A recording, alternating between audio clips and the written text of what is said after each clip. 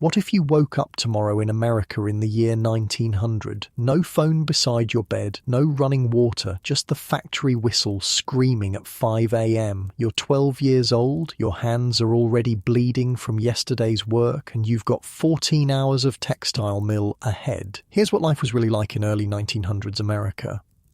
Hey, quick thing before we start. If you actually listen to these regularly, hit like or subscribe. I always wonder where everyone's at, so comment your city and what time it is. Weird to think some of you are having breakfast in London while I'm recording this at night here in the States.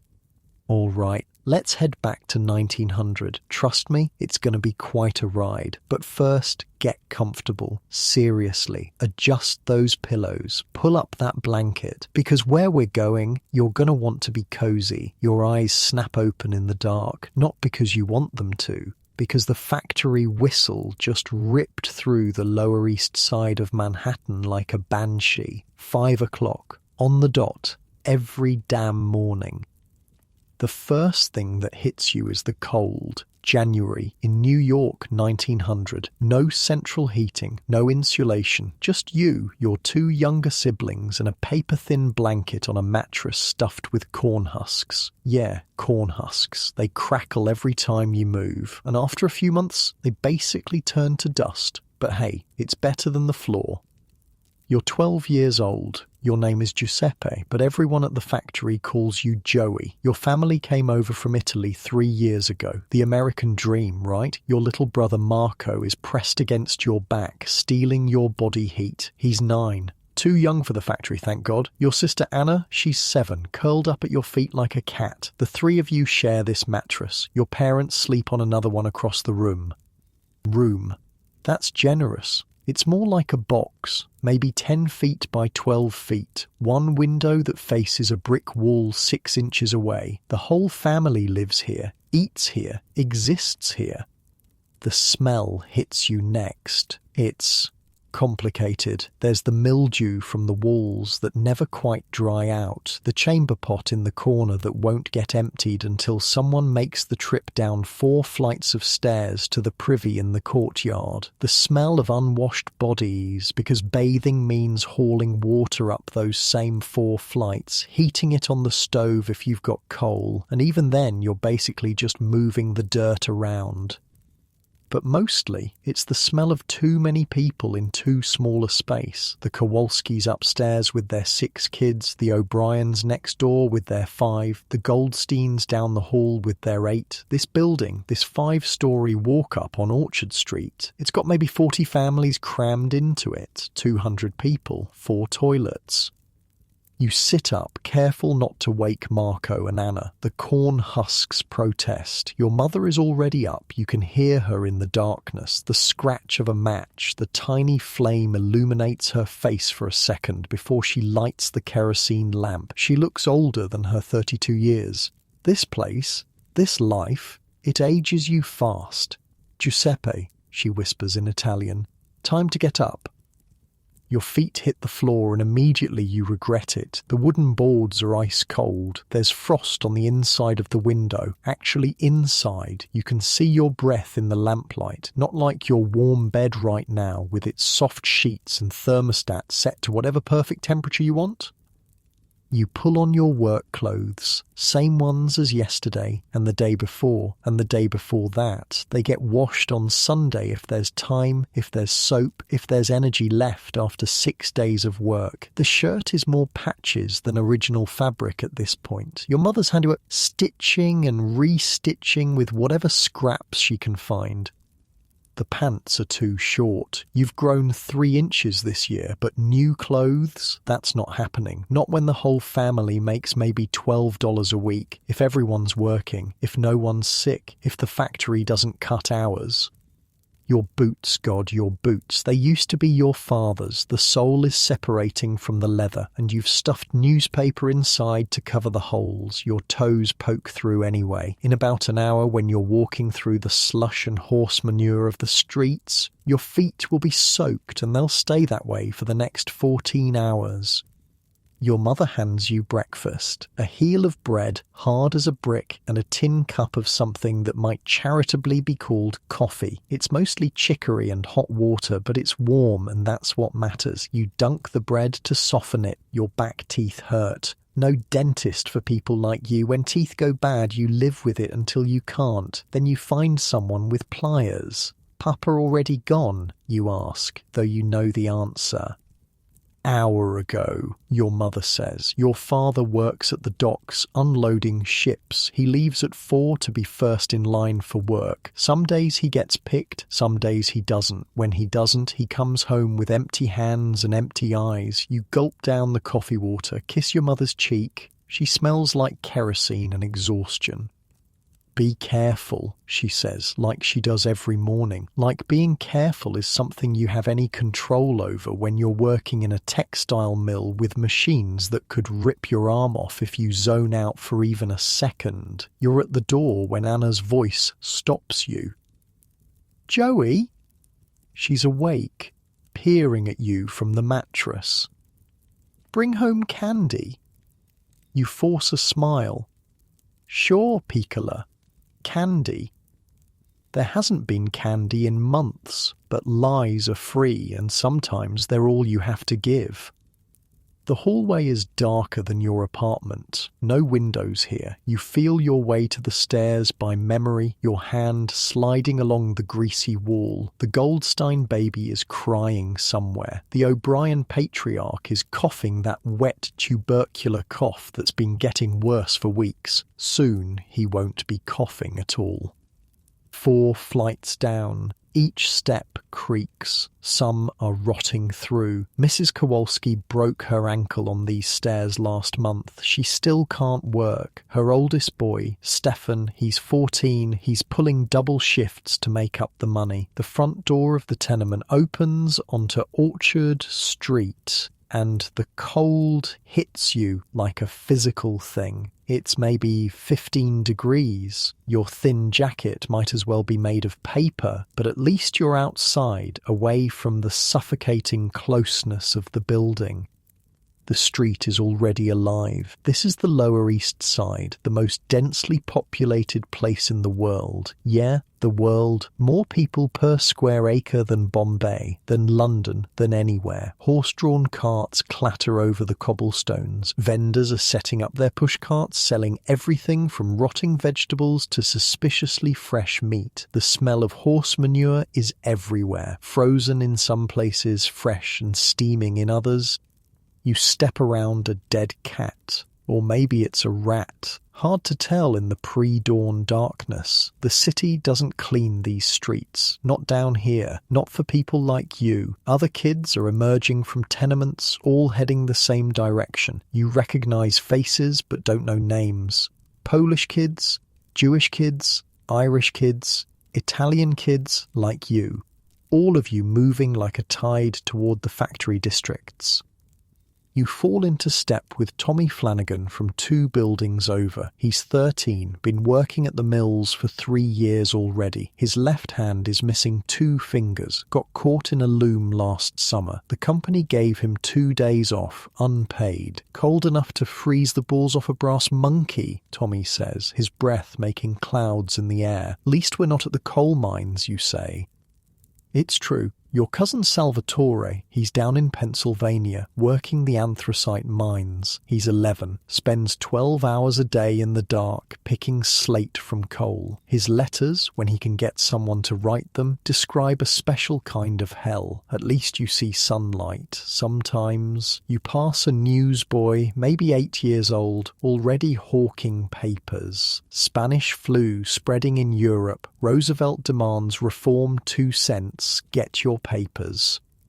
Spanish flu. That's all you need, as if tuberculosis, cholera, and diphtheria aren't enough. Disease spreads through the tenements like wildfire. Last summer, scarlet fever took 3 kids from your building in 1 week. The factory looms ahead, a 5-story brick monster belching black smoke into the dawn sky. The Anderson Textile Mill, your home for the next 14 hours, 6 days a week, 52 weeks a year, no vacation. vacation, no sick days, you stop working, you stop eating.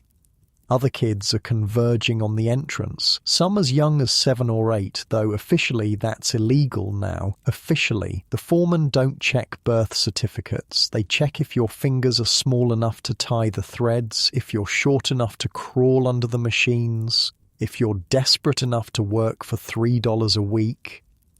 You're making $4 now, veteran wages for a 12-year-old. Your mother tells you to be proud you're contributing, you're helping the family survive. But survive for what? To wake up tomorrow and do it again? To watch your little sister's eyes go dead when she starts working next year? To end up like your father, 40 years old and looking 60, broken by labour that barely keeps you alive? The factory whistle screams again. 5:30. Time to clock in. You think about your bed right now, your actual bed, in your actual time. Warm, soft, safe, a phone beside it with an alarm you can snooze, a job that probably won't kill you, laws that say you can't work more than 40 hours without overtime. We won, eventually. Kids like Joey, like Tommy with his missing fingers, like all these small bodies filing into the factory in the freezing dawn. They fought and suffered, and some of them died, but they changed things. Child labour laws, safety regulations, the 8-hour workday. But that's all in the future. Right now, it's January 1900, and you're 12 years old, and the factory door is swallowing you whole. The foyer of the factory is slightly warmer than outside. Slightly. You can still see your breath, but at least the wind isn't cutting through your jacket anymore. The time clock stands against the wall like a judge. You get in line with the other kids, waiting your turn. The older workers are already inside. They get first punch. Adults, teenagers, anyone over 14 is considered senior staff. You watch them shuffle past, these men and women who look ancient but are probably only in their 30s. The mill ages you, strips years off your life with every breath of cotton dust, every hour hunched over machinery, every day without sunlight. Move it along, rats. That's Mr. Kowalski, the floor supervisor. No relation to your upstairs neighbours, just another Polish name in a city full of them. He's massive, 6 feet tall and built like a brick wall. The kind of man who got his job by being meaner than everyone else. His favourite thing is his stick, a 3-foot piece of oak he uses to encourage faster work. You punch your card. 5:31 a.m. 1 minute late, that's a penny off your wages. Doesn't matter that you've been standing in line. Doesn't matter that there's only one time clock for 200 workers. Late is late. The main floor of the mill hits you like walking into a wall. The noise is incredible. Hundreds of power looms running at once, all of them clattering and banging and shrieking. You'll be deaf by 40. Everyone is. Your grandfather back in Italy, he was a farmer. Lived to 70 with his hearing intact. Here? Different story. The cotton dust is already thick in the air. It's like fog, but fog that gets in your lungs and never comes out. Mill workers' cough, they call it. Everyone has it. That dry, hacking sound that follows you home, keeps you up at night, gets worse every year until it doesn't. The heat from the machines is starting to build. In an hour, it'll be sweltering in here. In summer, kids pass out from the heat. In winter, you go from freezing to broiling to freezing again when you leave. Your body never adjusts. It just endures. You make your way to your station. You're a doffer now, which is a step up from being a sweeper. Sweepers are the youngest kids, the ones who crawl under the running machines to clean out the cotton fibres. Every week someone gets their hair caught, or their hand, or worse. As a doffer, your job is to remove the full bobbins from the spinning frames and replace them with empty ones. Sounds simple. It's not. The machines don't stop. Ever. You have to dart in, grab the full bobbin, swap it for an empty one, all while the machinery is spinning at hundreds of rotations per minute. One wrong move, 1 second of distraction. You think about Tommy's missing fingers. Joey, you awake or what? That's Marie, the Irish girl who works the frame next to yours. She's 11, been here 2 years. Red hair that she keeps tied back tight ever since she saw Lucy Brennan get scalped when her braids got caught in a gear. Yeah, I'm awake, you say, taking your position. The frames stretch out in long rows, each one a monument to progress. That's what the owners call it. Progress. These machines can do the work of 100 hand spinners. They just need children to tend them. Small fingers for delicate work, short bodies that don't need to be paid adult wages. You start your routine, watch the bobbins fill with thread, wait for the exact moment, dart in, swap, dart out, repeat for 14 hours. Within minutes, you're sweating despite the cold morning. The work is constant. No sitting, no stopping. If Mr. Kowalski catches you idle, that's a crack with his stick. Or worse, you're fired. And there's a line of kids outside waiting to take your place. The cotton fibers float through the air like snow. Pretty if it wasn't killing you. You tie your handkerchief over your nose and mouth, but it doesn't help much. By the end of the day, when you blow your nose, it'll be black. Around you, the mill is a symphony of misery. Kids coughing, machines screaming, supervisors shouting, and underneath it all, the constant clack, clack, clack of the looms, like a giant clock counting down the hours of your childhood. This isn't like your job. Your job probably has breaks, labour laws, someone making sure you don't die on the clock. Here, you're not a person. You're a part of the machine, a replaceable part. Heads up. You look over to see little Michael O'Malley struggling with a full bobbin. He's 8, shouldn't even be here, but his father died in a construction accident last month and his mother needs the money. The bobbin is almost as big as he is. You want to help him, but you can't leave your station. That's another penny gone, another step closer to your family not eating. So you watch as he wrestles with it, his small arms shaking with the effort. This is childhood in 1900. Not school, not playing, not growing up safe and loved. This. But you know what? These kids like Joey and Marie and little Michael, they're tougher than anyone gives them credit for. They're surviving something that would break most people. And some of them, not many, but some, they're going to grow up and change things. In 20 years, some of these mill children will be union organisers. In 30 years, they'll be pushing through Congress the laws that end child labour. In 40 years, they'll be making sure their own children never see the inside of a factory. But that's the future. Right now, it's 6 a.m. in a textile mill in New York City, and you're 12 years old, and you've got 13 and a half more hours to go. 6:30 now. The mill's fully alive, every machine running, every worker at their station. The cotton dust is already thick enough that you can barely see the far wall. Your throat's starting to scratch. That familiar burn. Marie leans over between bobbin changes. You hear about the Murkowski girl? You shake your head, hands still working. Always working. Caught her hair yesterday. Second shift. Marie's voice is flat, matter of fact. Pulled half her scalp off before someone hit the emergency stop. The emergency stop, right. The one that takes 4 men and a crowbar to actually engage. The one that costs the company $5 in lost production every minute it's down. The one they only use if someone's actually dying, and sometimes not even then. She alive, you ask? Yeah, but she ain't coming back. No workers' compensation in 1900. You get hurt, you're done. Your family better hope someone else can work, or it's the poorhouse. Or worse, 7 o'clock. Your fingers are already raw from the cotton fibers. They're like tiny needles working their way under your fingernails into every cut and scrape. By the end of the day, your hands will be bleeding. They always are.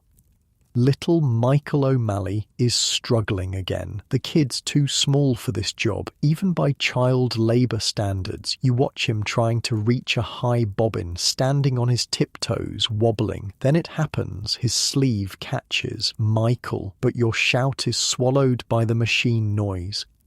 The spinning frame starts pulling him in. His eyes go wide, pure terror. Without thinking, you abandon your station and dive for him. You grab his other arm and pull hard as you can. The machine's stronger, but you've got desperation on your side. The sleeve tears. Michael falls backward, lands on you. You both hit the floor hard. He's crying, but he's got all his parts. That's what counts. What the hell is this? Mr. Kowalski towers over you both, his stick raised. His sleeve got caught, sir. The stick comes down on your shoulder. Pain explodes down your arm. You left your station. That's 2 pennies. And you, he points the stick at Michael. Stop crying or you're out. Michael chokes back his sobs. He's 8 years old. This is what progress looks like in 1900. This is what's building America into an industrial powerhouse. The tears of 8-year-olds, the blood of 12-year-olds, the broken bodies of anyone too poor to be anywhere else. 7:30, your shoulders throbbing, but you keep working. You can't afford to slow down. The bobbins don't care if you're hurt. New girl starts today. Can't be more than 7. She's with the sweepers, crawling under the machines with a brush and pan. Her mother's working 3 rows over, keeping one eye on her daughter while trying to maintain her own quota. The girl's name is Sophia. Greek family just off the boat. She doesn't speak English yet, but she doesn't need to. The machines speak a universal language: work or starve. You watch her crawl under a running loom, inches from mechanisms that could crush her skull like an egg. Her mother's hands are shaking as she works. First day is always the hardest. After that, you just go numb. 8 o'clock, 2.5 hours in, 11.5 to go.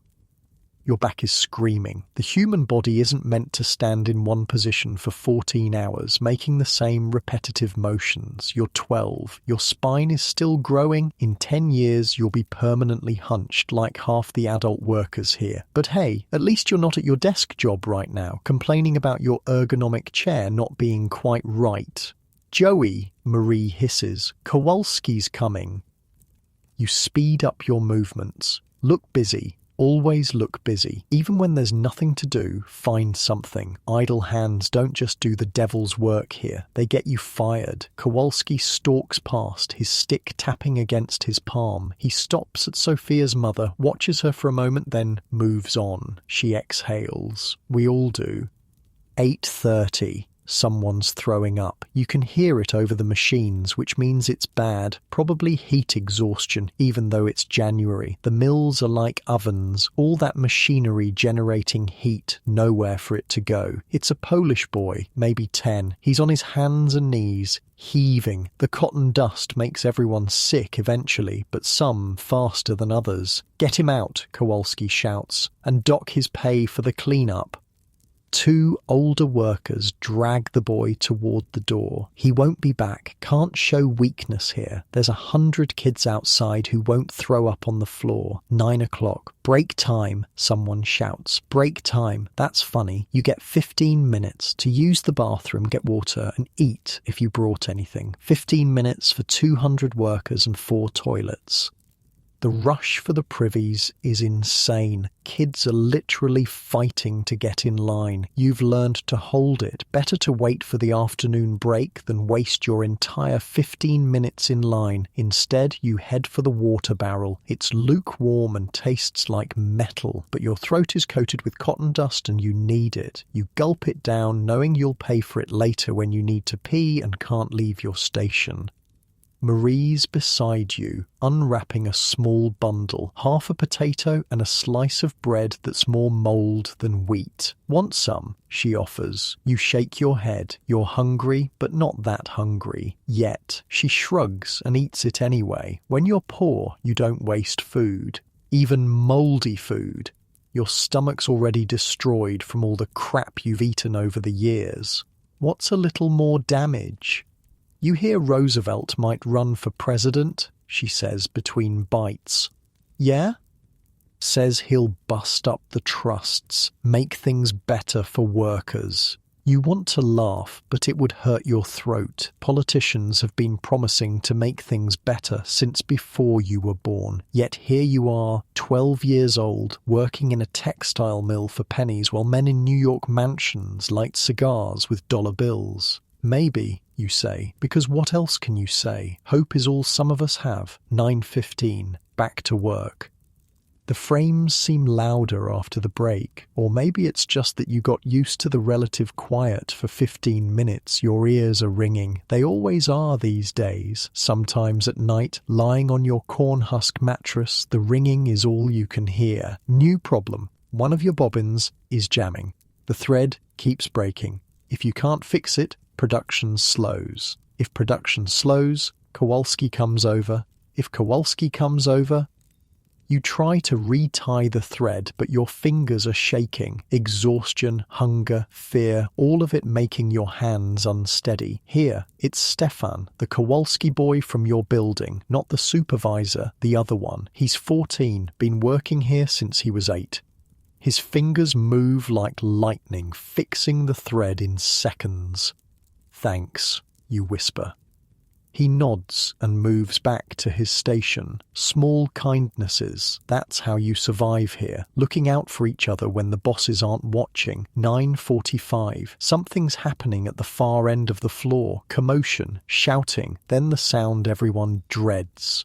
A scream cut short. The machines don't stop. They never stop. But everyone's looking now, trying to see what happened. Word travels fast in the mill, whispered from station to station like a telegram. Brennan's boy, hand caught in the gears. Brennan's boy, Timothy. He's 10, was 10. You can see them carrying something out, something covered in a bloody sheet, something too small to be a whole person. Everyone goes back to work. What else can you do? Stop and mourn? That's a penny off your wages. Get angry? That's your job gone. So you work, and you try not to think about Timothy Brennan, who was 10 years old and had a little sister named Ruth, who's probably going to have to take his place here next week because the family needs the money. This is America in 1900, the land of opportunity, the golden door, the place where streets are paved with gold. Yeah. Gold mixed with the blood of 10-year-olds. 10 o'clock, 4.5 hours down. Your hands are bleeding now, right on schedule. The cotton fibers have worked their way through your calluses. You wipe the blood on your pants and keep going. Sophia, the new Greek girl, is crying under the machines. Silent tears because noise gets you fired. Her hands are black with machine oil and cotton dust. She doesn't understand why she can't go home. Doesn't understand that this is home now. 14 hours a day, 6 days a week. Her mother can't go to her, can't comfort her, can't do anything but watch and work and pray her daughter survives long enough to get used to it. You remember your first day. You cried too. Everyone does. Then you learn that tears don't change anything. They just make it harder to see the machines that are trying to kill you. "Hey kid," you call out to Sophia next time she crawls past. You say it's soft, so Kowalski won't hear. She looks up at you with huge brown eyes. You don't share a language, but you pull out the piece of hard candy you've been saving for 3 weeks, the one you were going to give to Anna. You toss it to her. She catches it, confused. You mime putting it in your mouth. She understands, pops it in. Her eyes go wide. Sugar. Probably the first sweet thing she's had in months. It's nothing. A piece of candy. But for a second, she almost smiles. Marie sees what you did. That was for your sister. Yeah. You're an idiot, Joey. Yeah, but we both know I did the right thing. Because if we don't help each other, if we don't hold on to some scrap of humanity in this hellhole, then we might as well be machines ourselves. 10:30. The morning shift supervisor comes through, Mr. Harrison. He's worse than Kowalski because he's smart. Kowalski just beats you. Harrison finds ways to make you beat yourself. He stops at each station, checking production. If you're behind quota, that's a fine. If you're too far ahead, he raises your quota. You can't win. That's the point. He gets to my station, looks at my numbers. You're down from yesterday, Giuseppe. He uses my real name. He knows I hate it. Knows it marks me as different, foreign, other. Had to fix a jammed bobbin, sir. Excuses don't make textiles, boy. He marks something in his ledger. That's another penny gone, maybe two. At this rate, I'll owe the company money by the end of the week. That's not a joke. Some weeks, after all the fines and deductions, workers end up in debt to the mill. Company store prices, company housing rent, it all adds up. They own you more completely than slavery ever did. At least, slaves knew what they were. The machines roar on, always hungry, always feeding on cotton and childhood in equal measure. You look around at all these kids, Polish kids, Irish kids, Italian kids, Jewish kids, Greek kids, all of us different, all of us exactly the same, all of us feeding ourselves to the machines one day at a time, in your real bed, in your real time. You're probably worried about your alarm clock, about being 5 minutes late to a job that won't kill you, about whether to have coffee or tea. These kids don't get those choices. They get up, they work, they survive, or they don't. That's it. That's the whole menu. But here's the thing about these kids, these tiny warriors of the Industrial Revolution. They're going to win. Not today, not tomorrow, not for years, but eventually. Some of them will grow up to be union organizers. Some will become teachers and teach their children to fight. Some will become writers and tell these stories. And some, like Timothy Brennan, who lost his hand this morning, will become statistics that finally shock the world into changing. The Factory Acts, the Fair Labour Standards Act, OSHA, all of it paid for in blood and childhood and 14-hour days. But that's the future. Right now, it's 10:45 on a Tuesday morning in January 1900, and you're 12 years old, and your hands are bleeding, and you've got 9 more hours to go. 11 o'clock, the sun's high enough now that a few rays actually make it through the grimy windows. Shafts of light full of cotton dust, like snow that never settles. Pretty if it wasn't destroying your lungs one breath at a time. The heat's building bad now. January outside, but in here it's got to be pushing 80 degrees. The machines generate heat like furnaces. Add 200 bodies working non-stop, and you've got your own little slice of hell. Stefan passes by with a cart of empty bobbins. He's limping. "What happened?" you mouth at him. He shakes his head. Don't ask. But you can see the blood seeping through his boot. Probably dropped something on his foot. Probably broken a toe or two. Probably going to work through it anyway, because what choice does he have? This is the thing nobody talks about. Not just the big accidents, the ones where kids lose hands or worse. It's the constant small injuries, the cuts that never heal because they get reopened every day, the bruises that turn black and green and yellow, the sprains and breaks that you just work through because missing a day means your family doesn't eat. Your body at 12 years old is already a map of industrial America. Scars on your hands from the cotton fibres, burn on your forearm from when you got too close to a steam pipe, that weird bend in your left pinky from when it got caught in a bobbin and you just yanked it free because stopping to do it properly would have gotten you fired. Marie's singing something under her breath, can barely hear it over the machines, but it's there. Some Irish song her grandmother taught her. She does this when she's trying not to think about things, like how her older brother Patrick just got drafted to go fight in the Philippines. Like how her mother's coughing up blood but won't admit it. Shut it, Mick.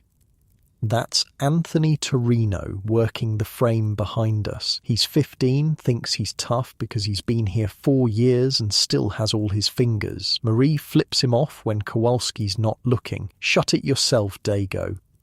They hate each other, but it's the kind of hate that's really just fear wearing a disguise. We're all scared of the machines, of the bosses, of ending up like Timothy Brennan this morning. So we take it out on each other, Irish versus Italian, Polish versus Jewish, like fighting among ourselves will somehow make us feel like we have some control. We don't.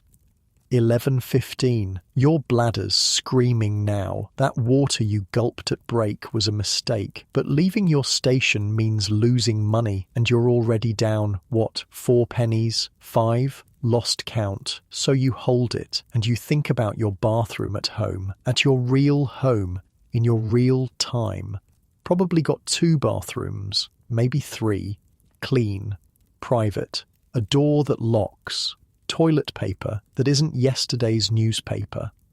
Here, 4 privies for 200 workers. No doors, no privacy. And the smell. Jesus, the smell could knock a horse down. Joey, it's Sophia, the little Greek girl. She's learned my name already. She's standing there with her dustpan, and it's full of something red. Blood, mixed with cotton fibers. A lot of it. She's looking at me like I should know what to do with this. Like I'm the adult here. But I'm 12. I'm just a kid too. We're all just kids. Pour it out back, I tell her, miming the motion. With the other waste. She nods and scurries off. Another accident somewhere. Another kid hurt. Another family destroyed. Just Tuesday in the mill, 11:30. The woman working 3 rows over starts screaming. Not pain screaming. Grief screaming.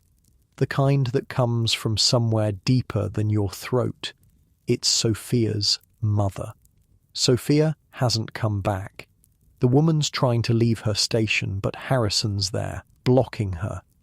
You leave, you're fired, he says, calm as discussing the weather. She's screaming in Greek, tears streaming down her face, but she goes back to her machine, because what else can she do? She's got other kids at home. They need to eat. We all keep working. The machines don't care about missing 7-year-olds. The quotas don't care. America's industrial might doesn't care.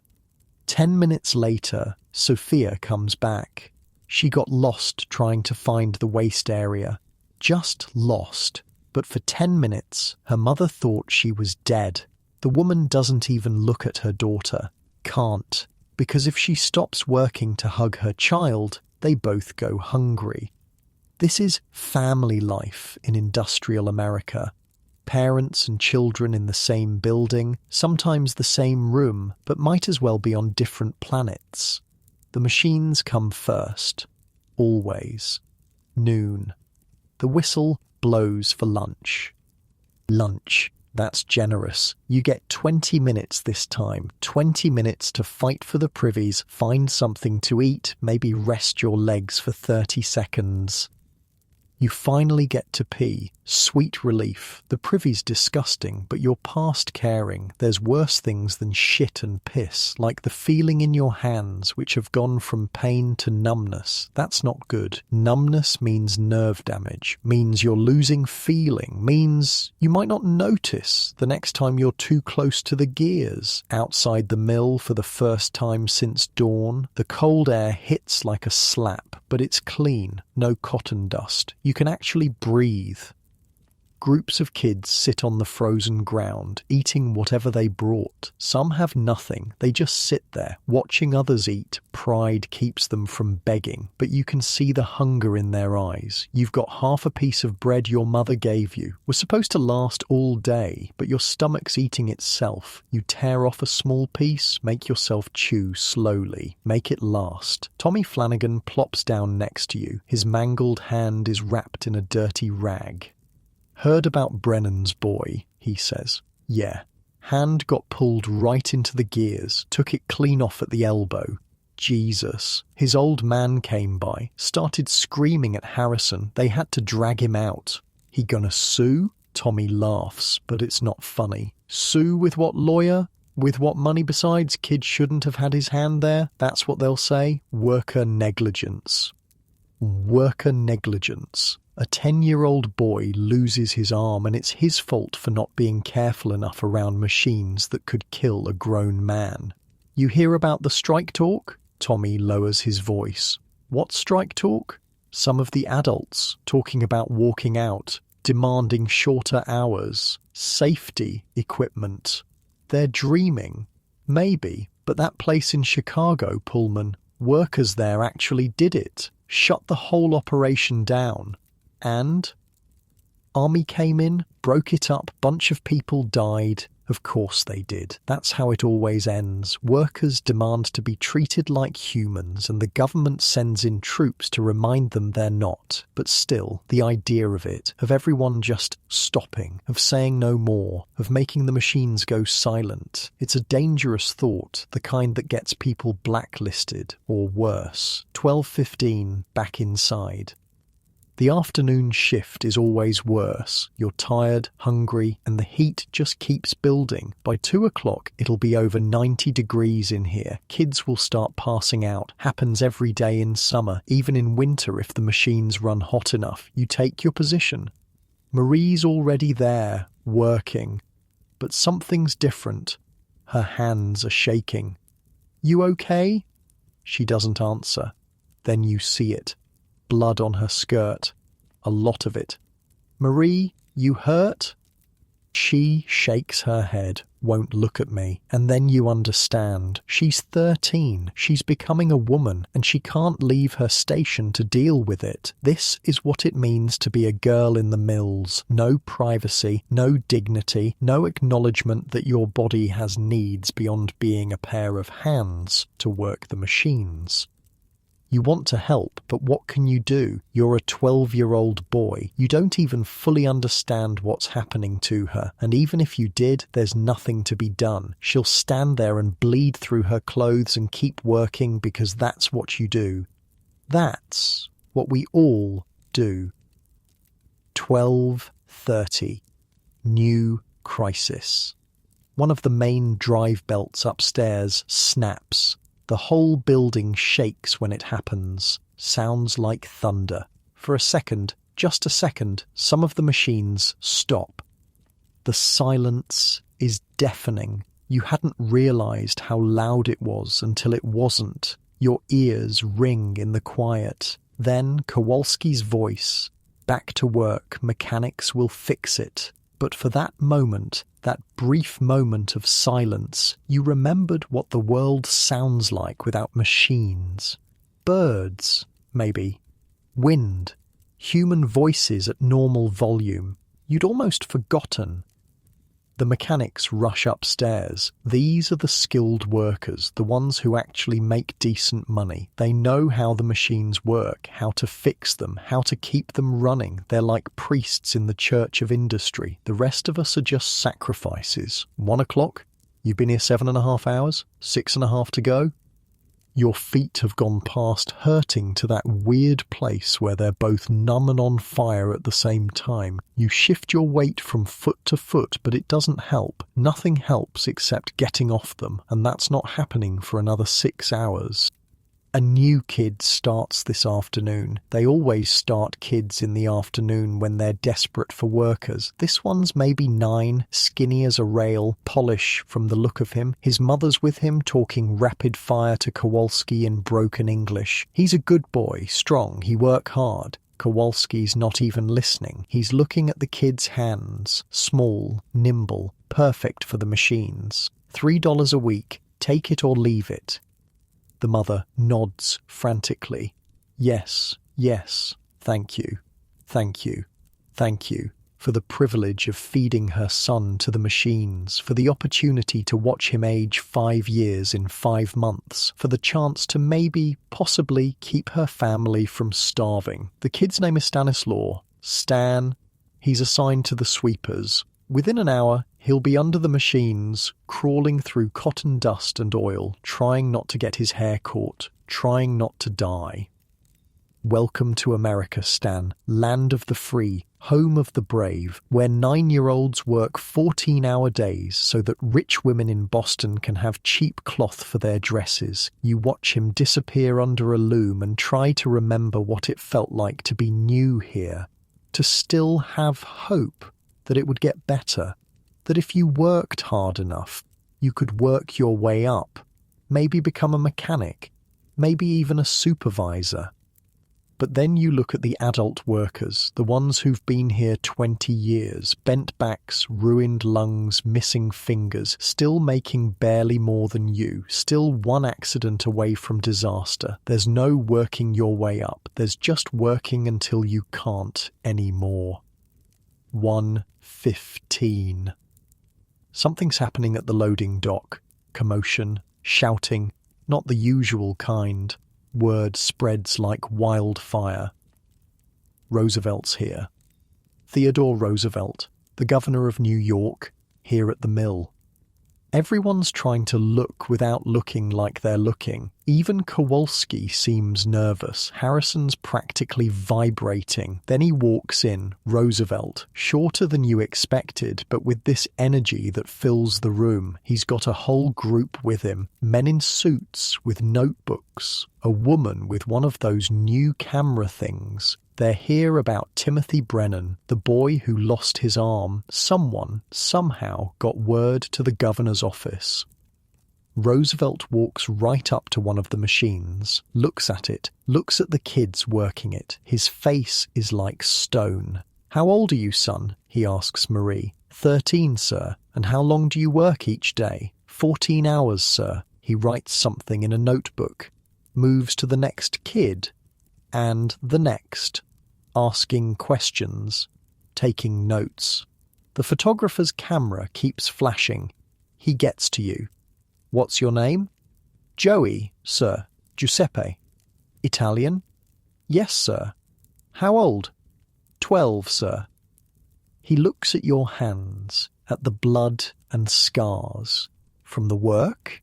"Yes, sir." His jaw tightens. He writes more notes. Harrison's trying to intervene, talking about progress and necessity and the American economy. Roosevelt just keeps walking, keeps asking questions, keeps writing.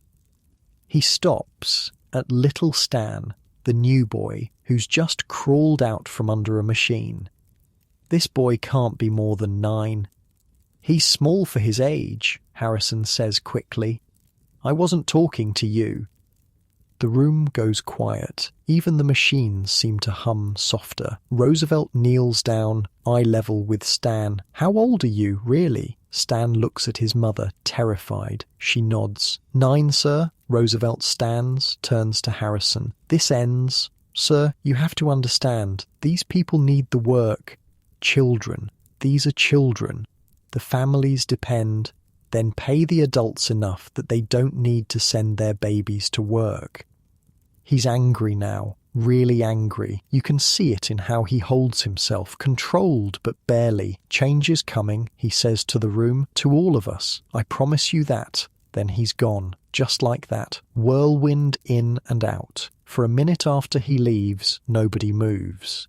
Then Kowalski's stick comes down on a workbench. Back to work, shows over quotas don't fill themselves. And we do. We go back to work, because Roosevelt's gone, but we're still here, still poor, still hungry, still needing these jobs. But something's different. You can feel it, like the air before a storm. Change is coming, he said. Maybe, maybe not. Either way, you've still got 5.5 hours left on your shift. 1:30. Roosevelt's been gone 15 minutes and it's like he was never here. The machines don't care about governors. The cotton doesn't care about promises. And Harrison, he's walking the floor with a vengeance now, making up for looking weak in front of the big man.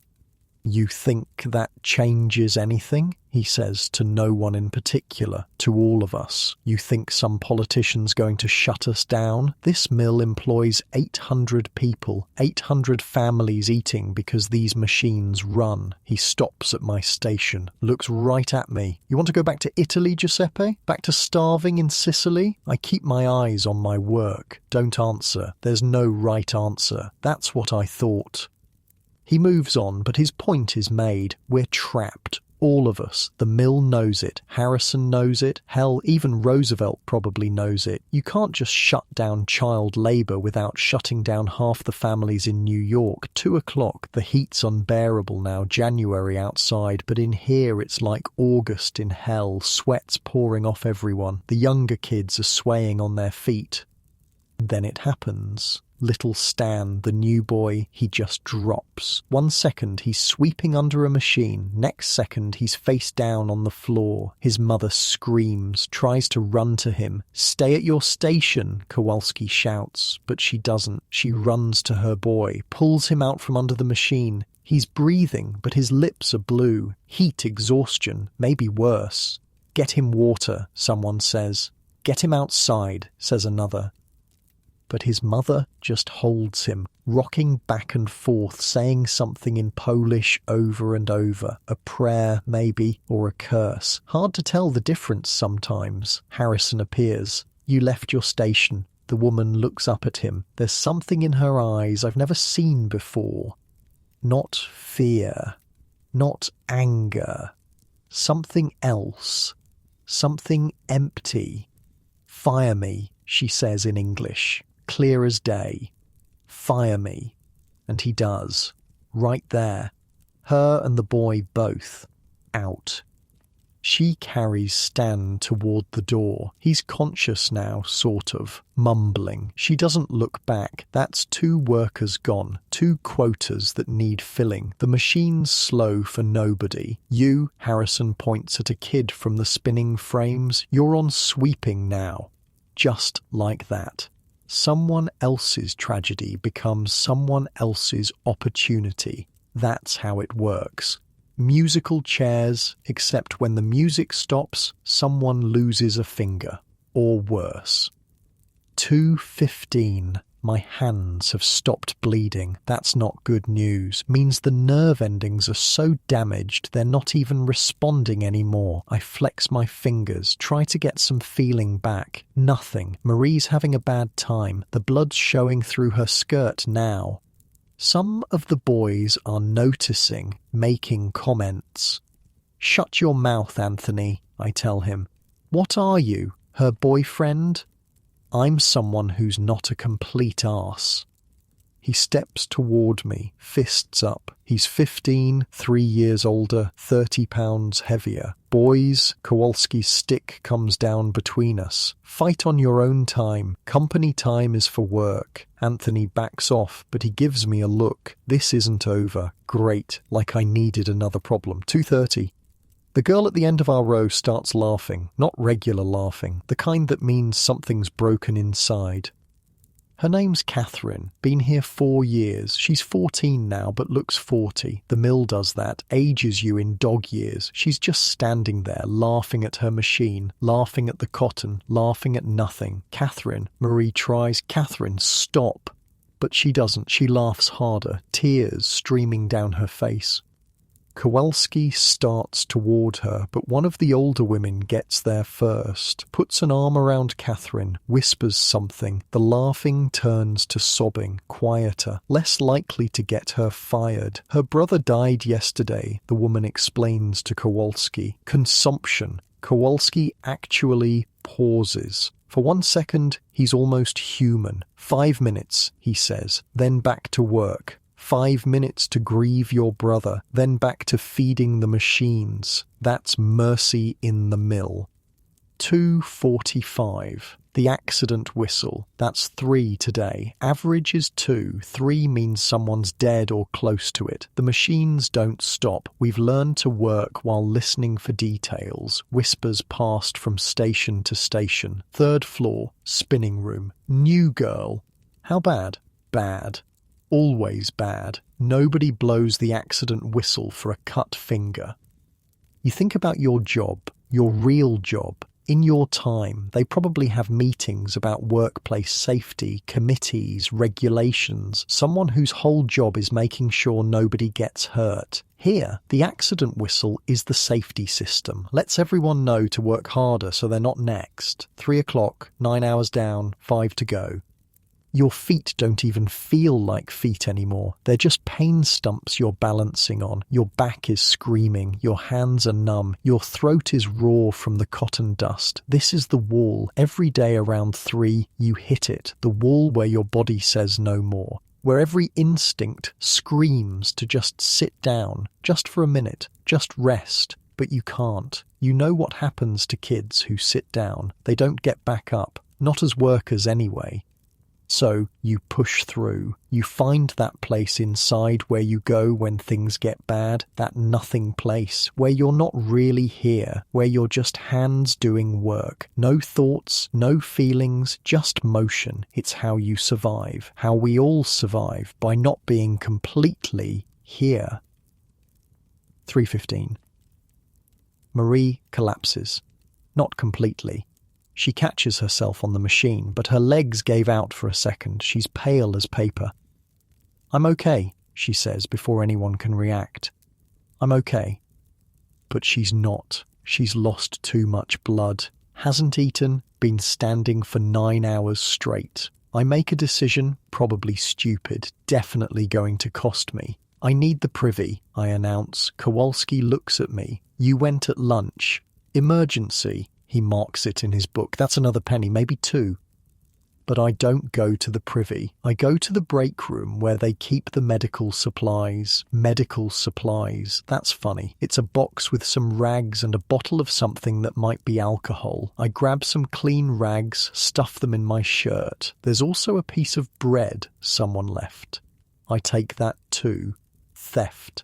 That's firing offence. But Marie needs help. Back on the floor, I pass her the rags when Kowalski's not looking. "From your boyfriend?" Anthony sneers. "From someone who's not garbage," Marie shoots back. She takes the rags, disappears for 30 seconds behind the machines, comes back looking a little better. The bread I slip to her piece by piece over the next hour. She eats it without looking at me, without saying thanks. Because thanks are dangerous. They mean you owe someone, and owing people gets complicated. 3:45. The mechanics are still working on that broken belt upstairs. Every once in a while, the building shudders, metal on metal, the sound of America being built, or the sound of kids being ground up. Depends on how you look at it. Stefan limps by again. His foot's worse. The blood soaked through his boot now. "You need to get that looked at," I tell him. "By who? With what money?" He's right. Doctors are for people who can afford them. For us, you either heal or you don't. "My ma knows some things," I offer. "Herbs and stuff, from the old country." "Yeah? Come by tonight, after shift." He nods. "It's not much, but it's something. My mother does know herbs. Learned from her mother back in Italy. Won't fix a broken foot, but might keep it from going bad. From turning into the kind of infection that kills you in a week. 4 o'clock, 10 hours. The light's changing outside, getting that late afternoon slant. In an hour it'll be dark. We came in darkness. We'll leave in darkness, like vampires, except we're the ones getting our blood sucked. New problem. One of the main machines is making a weird noise. Grinding metal on metal where metal shouldn't be touching metal. Everyone hears it. Everyone knows what it means. That machine's going to break, and when it does, it's going to break bad.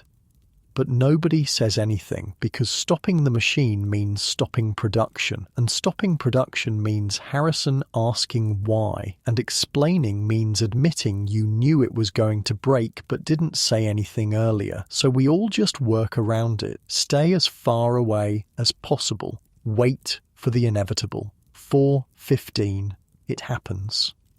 The machine doesn't just break, it explodes. Well, not explodes like dynamite, but a gear shoots off, flies across the room, and embeds itself in the wall 6 inches from where a kid was standing. The machine grinds to a halt, steam hissing, oil spraying. It's like watching a metal dragon die. Harrison's there in seconds. Who was working this station? Nobody answers. Who was working this station? A boy raises his hand. Timothy. No, Different Timothy, not the one who lost his arm. This one's maybe 11, Irish, quiet kid. You didn't notice anything wrong? No, sir. Nothing? This machine just spontaneously destroyed itself? I don't know, sir. Harrison's face is purple. This is going to cost the company hundreds of dollars, maybe thousands. Someone has to pay. You're done. Get out. Sir, please, I need out. Timothy goes. Another kid without a job, another family that won't eat tonight. The rest of us keep working. The broken machine sits there like a corpse, oil pooling around it like blood. A reminder of what happens when things go wrong, even when it's not your fault, especially when it's not your fault. Not 4:30. Marie's looking better. The bread helped, the clean rags helped, but mostly what helped was someone giving a damn. Sometimes that's all you need. Someone to see you're drowning and throw you something, anything to hold on to. Thanks, she whispers when Kowalski's across the room. Don't know what you're talking about. She almost smiles. First time I've seen her almost smile in weeks. Your sister's lucky, she says. Why? Having you for a brother. I think about Anna, 7 years old, probably at home right now, helping Ma with something. In a year, maybe 2, she'll be here, standing where Marie's standing, bleeding where Marie's bleeding, unless something changes, unless Roosevelt meant what he said, unless hell freezes over. 4:45. The afternoon shift kids are starting to show up. Fresh faces, fresh energy. They'll work until midnight, then drag themselves home to sleep a few hours before doing it again. Some of them are tiny, 6, 7 years old, officially illegal, but who's checking, who's enforcing? The factory inspectors come maybe once a year, and Harrison always knows in advance, hides the youngest kids that day, gives everyone an extra 5-minute break. Makes it look almost humane. One of the new kids is crying. His mother's trying to explain something to Kowalski, but her English is basically non-existent. Russian, maybe. Or Ukrainian. The kid doesn't want to go. He's clinging to his mother's skirt. She pries his fingers off, pushes him toward Kowalski, walks away without looking back. The kid stands there sobbing. 6 years old, maybe 7, first day. I remember my first day, the terror of it, the noise that made you want to cover your ears, the smell that made you gag, the adults who looked at you like you were just another piece of equipment. Hey, I call to the kid. He looks at me, snot running down his face. I pull out my handkerchief, the one I use to cover my face from the cotton dust, toss it to him. He catches it, confused. For your nose, I mime wiping. He does, looks a little less pathetic. It's nothing, a dirty handkerchief, but when you're 6 and your mother just left you in hell, nothing can be something. 5 o'clock, 11 hours down, 3 to go. The sun's setting outside. You can tell because the little bit of light that makes it through the windows is going orange. Pretty, if you could see it. If you weren't trapped in here with the noise and the dust and the smell of machine oil and desperation. Your whole body is shutting down now. You're making mistakes, dropping bobbins, missing changes. Everyone is. This is when accidents happen, when you're too tired to be careful, when your reflexes are too slow, when the machines win. Stay sharp, Marie says to me, to herself, to anyone listening. Stay sharp, like that's a choice, like we can just decide not to be exhausted, but we try. We pinch ourselves, splash water on our faces when Kowalski's not looking, sing songs in our heads. Anything to make it to 7 o'clock, 5:15. The machines sound different now, or maybe it's just your ears giving up after 11 hours of constant noise. Everything sounds like it's underwater, muffled, far away. Anthony's been glaring at me since the almost fight. He's waiting, biding his time, after shift probably, when Kowalski can't stop it, when it's just kids being kids, not workers disrupting production. Fine, let him come. I'm too tired to be scared. The new Russian kid has stopped crying at least. Someone put him with the sweepers. He's under the machines now, probably wondering what he did to deserve this, what any of us did. Joey, Stefan's beside me, his face grey. The foot's bad, really bad now. Can't make it to your place tonight, he says, can barely walk. I'll bring my ma to you. She won't come to our building. Nobody goes there after dark. He's right. His building is in 5 Points, even worse than ours. The kind of place where people disappear and nobody asks questions. Then what? He shrugs. That's it. That's his plan. Shrug and hope his foot doesn't rot off.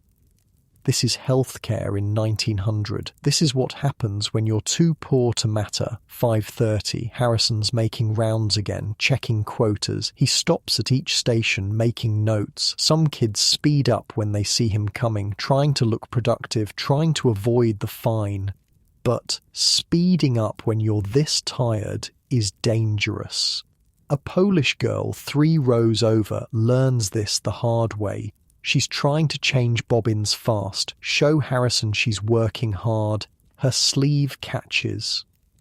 The scream starts high and sharp, then cuts off as the machine pulls her in. Everything stops. Even the machines. Someone actually hits the emergency stop, the real one. She's trapped, her arm twisted at an angle arms don't bend. She's conscious, which is worse. Conscious means she feels everything. 2 mechanics rush over with tools. They have to partially dismantle the machine to get her out. Takes 5 minutes. 5 minutes of her whimpering, trying not to scream, trying to be brave.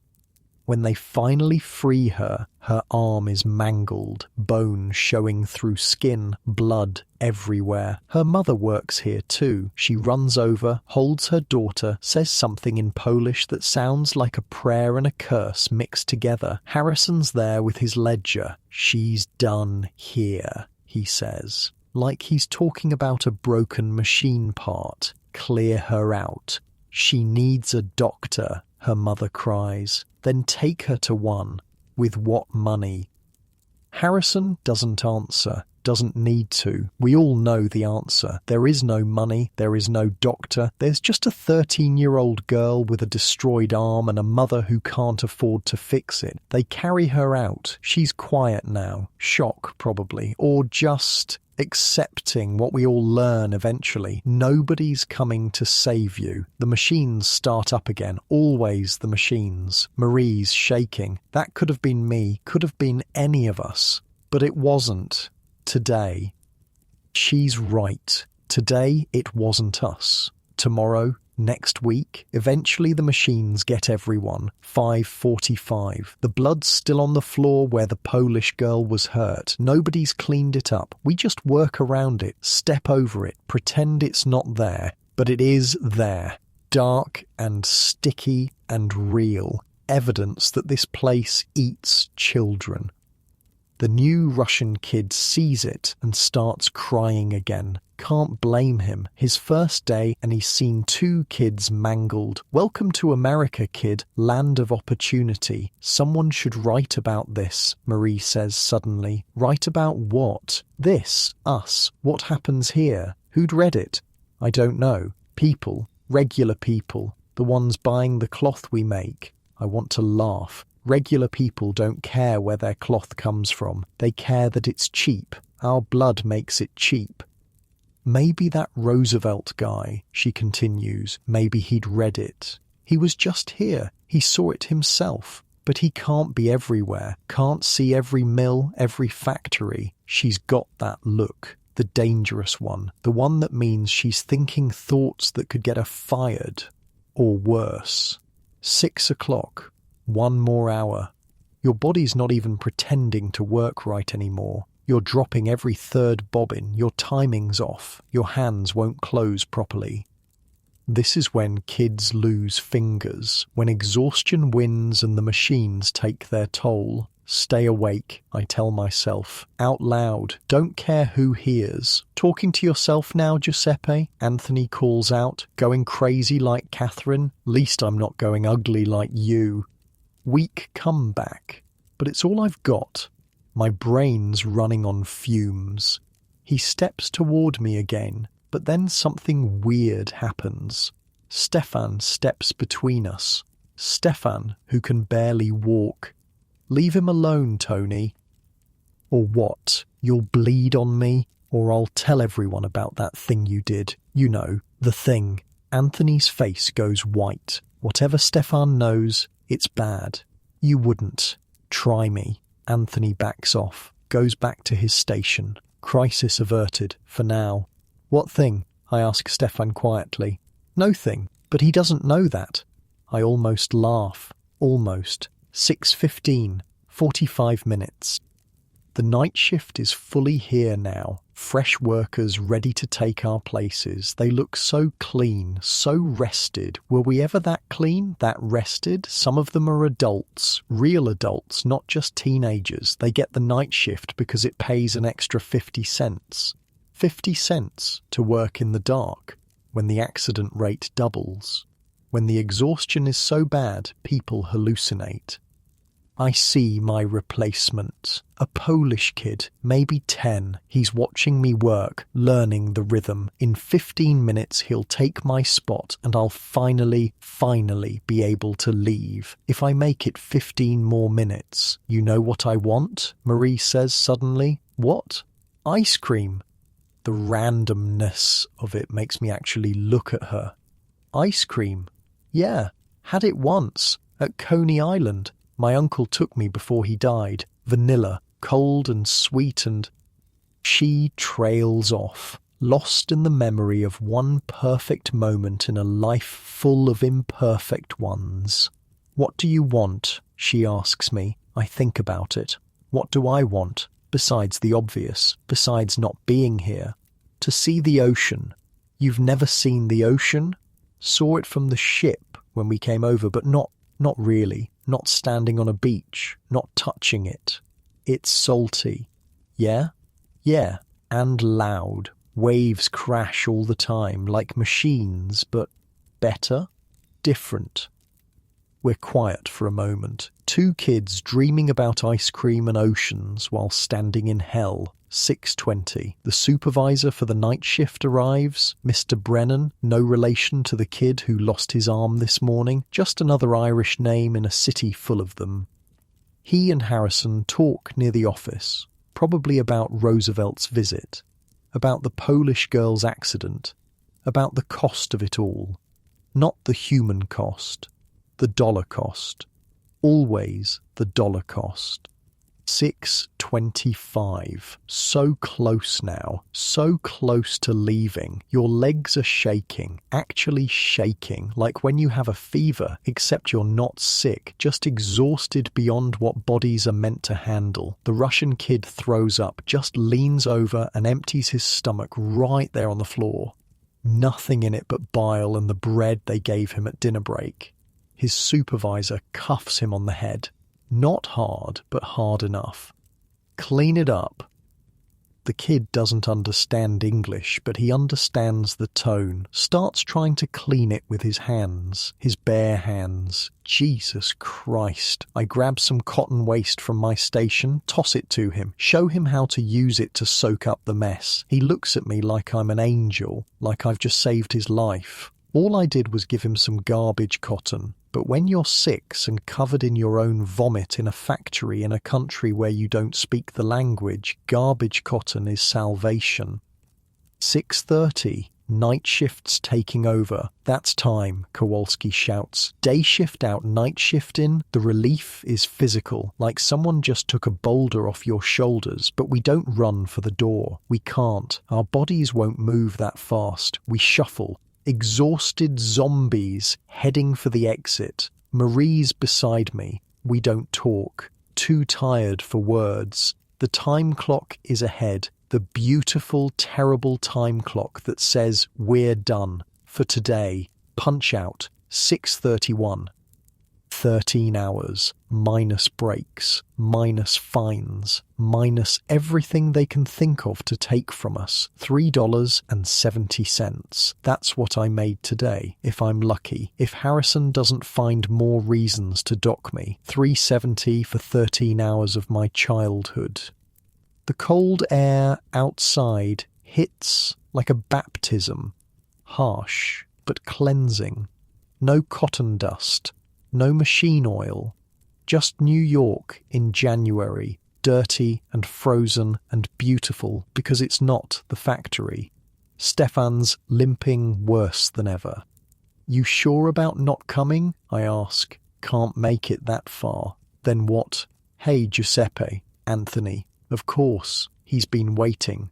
We got business, he says. I'm too tired for this. Too tired to fight. Too tired to run. Too tired to care. Anthony, please, not tonight. You made me look stupid in there. You don't need my help for that.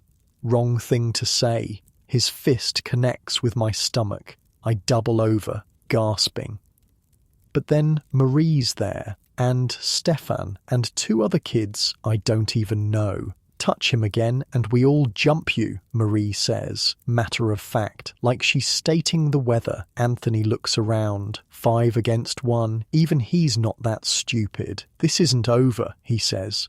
Yeah, it is, Stefan says. It's over because we're all too damn tired for this. Go home, Tony. Go home and sleep, and tomorrow we'll all pretend to hate each other again. But tonight we're just trying to survive. Anthony looks at each of us. Something in his face changes. The anger drains out, replaced by something else. Exhaustion, just like the rest of us. He walks away without another word. Thanks, I tell the others. Marie shrugs. We look out for each other when we can. They drift away. Different directions. Different tenements, different hells to go home to. I start walking. Orchard Street is busy despite the hour, or because of it. Night shift workers heading to factories, day shift workers dragging themselves home. The city that never sleeps because it can't afford to. My feet know the way home. Good thing because my brain's barely working. 4 blocks, 4 flights of stairs, $4 a week for our 1 room. Everything's 4 except the hours we work. Those are 14. I pass a newsboy, one of the evening editions. Roosevelt promises reform, he's shouting. Says child labour must end. I want to laugh, or cry, or both. Must end. Sure. When? Next year? Next decade? After how many more Timothys lose their arms? How many more Polish girls get mangled? How many more Russian kids throw up their first day? Change is coming, Roosevelt said. Maybe. But not tonight. Tonight, I'm going home to my corn husk mattress, to my family crowded in 1 room, to 5 hours of sleep before I do it all again. The tenement door is ahead. Home, such as it is. I think about you in your bed, your real bed, warm, safe, protected by laws we bled for, laws written in the blood of kids like Timothy Brennan and the Polish girl whose name I never learned. You're welcome, by the way, for the weekend, for the 8-hour day, for the childhood you got to have. We paid for it. Kids like me and Marie and Stefan and even Anthony, paid in fingers and arms and years of our lives. Paid so you could lie there in comfort and listen to stories about how bad it used to be, how bad it was today. January something, 1900, when I was 12 and worked 13 hours and made $3.70, if I was lucky. The door to my building is right there, 5 more minutes, and I'll be home, eating whatever Ma managed to make, seeing Anna and Marco falling onto our mattress and trying not to think about tomorrow, because tomorrow I'll do it again and again and again, until something changes or until I break, whichever comes first. The hallway of my tenement is pitch black, no windows, no gas lamps, just the smell of too many people and not enough air. I feel my way up the stairs by memory and sound, Mrs. O'Brien's baby crying on the 2nd floor, Mr. Goldstein's cough on the 3rd, the Kowalski kids fighting on the 4th. My legs barely make it up the steps. Each one feels like climbing a mountain. 13 hours on your feet and stairs become your enemy. The door to our apartment is cracked open. Ma always leaves it open a little when I'm working, says it's so I don't have to knock and wake the little ones, but really it's because she can't sleep until she hears me come home safe. Giuseppe? It's me, Ma. The relief in her voice kills me every time. Inside, the kerosene lamp makes everything look yellow and old. Marco and Anna are already eating, if you can call it eating. Bread and soup that's mostly water with some cabbage floating in it, maybe a potato if we're lucky. How was work? Ma asks. Same question every night. Fine, I say. Same answer every night. We both know I'm lying. She saw the blood on my clothes this morning. She'll see new blood tomorrow, but we pretend. It's easier than the truth. Anna jumps up and hugs me around the waist. Joey, did you bring candy? That promise from this morning feels like a year ago. Not tonight, Piccola. Maybe tomorrow. She doesn't complain. 7 years old and she already knows not to expect things. That's what poverty does. Teaches you not to hope too hard. I sit down and Ma puts a bowl in front of me. The soup's thin but hot. After 13 hours of nothing but a piece of bread, it tastes like heaven. Papa, I ask. Working late. Extra shift at the docks. Extra shift means he got picked for night work, means an extra $1, means maybe we'll have meat this Sunday, or maybe not. Maybe the landlord will want his back rent. Maybe someone will get sick and need medicine. Maybe is all we have. Stefan's hurt, I tell Ma. His foot. Bad. She nods. I'll make a poultice. You can take it to him. His building's in 5 points. That stops her. 5 points after dark is asking for trouble, but she looks at me, sees something in my face. How bad? Real bad. She sighs, gets up, starts pulling herbs from the shelf, dried things she brought from Italy, grows on the fire escape when she can. Old country medicine. Sometimes it works, sometimes it doesn't, but it's what we have. There was an accident today, I say. Girl got her arm caught, mangled it pretty bad. Ma crosses herself. She survive? Yeah, but she won't be working anymore. Her family? I shrug. That's the question, isn't it? What happens to families when the workers can't work? Marco looks up from his soup. When do I start working? He's 9. The question's not if, it's when. Not yet, Ma says firmly. You stay in school. But Joey works. We need the money. You stay in school, she repeats. But we all know it's temporary. Another year, maybe 2. Then Marco will be standing where I stand, bleeding where I bleed. There's a knock at the door, soft, hesitant. Ma opens it. It's the new family from down the hall, Russians. The mother's holding a baby that won't stop crying. She says something in Russian, then tries English. Please, baby sick. You have medicine? Ma doesn't hesitate, takes some of her herbs, shows the woman how to make tea with them, gives her enough for 3 days. That's half our supply, but Ma doesn't mention that. The woman tries to pay, holds out 2 pennies. No, Ma says, we help each other. The woman cries, actually cries over 2 pennies worth of herbs. After she leaves, I ask Ma, what if we need those herbs? Then someone will help us. Who?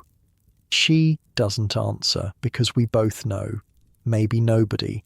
But you help anyway, because if you don't, if you stop seeing other people's pain, you become something less than human. And in a place like this, your humanity is the only thing they can't take from you.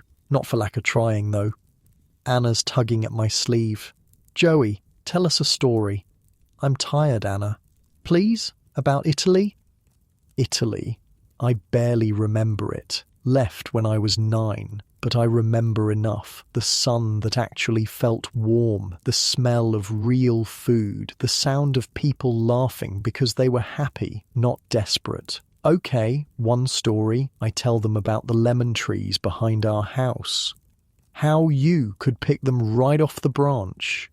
How the whole air smelled like citrus.